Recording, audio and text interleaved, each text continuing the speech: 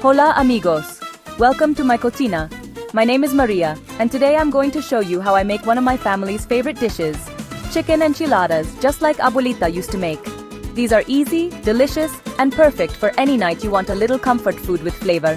Let's get started. Here's what you'll need. 2 cups of cooked shredded chicken, 2 cups of shredded cheese.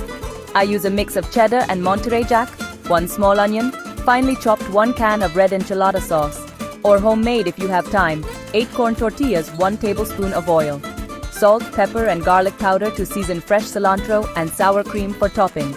If you don't have cooked chicken ready, you can boil 2 chicken breasts with salt, pepper and a little garlic until tender. It takes about 20 minutes, then shred it with a fork. Muy fácil. Now let's make the filling. In a large bowl, combine your shredded chicken, half the cheese, the chopped onion, and a little pinch of salt, pepper and garlic powder. Mix it well. This is where the flavor lives. Next, we need to soften the tortillas. Heat a little oil in a skillet and lightly fry each tortilla for about 10 seconds on each side. You want them soft, not crispy. Lay them out on a plate with paper towels to drain the extra oil. Now we roll. Take 1 tortilla, add a spoonful of the chicken mixture, roll it up tight, and place it seam side down in a baking dish. Repeat with the rest. Don't overstuff them, just enough to keep them plump and pretty. Now pour the enchilada sauce evenly over the rolled tortillas. Make sure each one is well covered.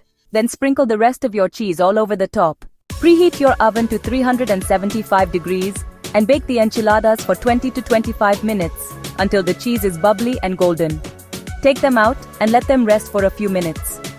Then top with fresh cilantro and a dollop of sour cream, or crema mexicana if you have it. Now comes the best part. Time to taste. So good. Soft tortillas, juicy chicken, melty cheese, and that enchilada sauce perfecto. Thanks for joining me in my kitchen today. If you enjoyed this recipe, give it a like, share it, and let me know in the comments how yours turned out. Buen provecho, and I'll see you next time.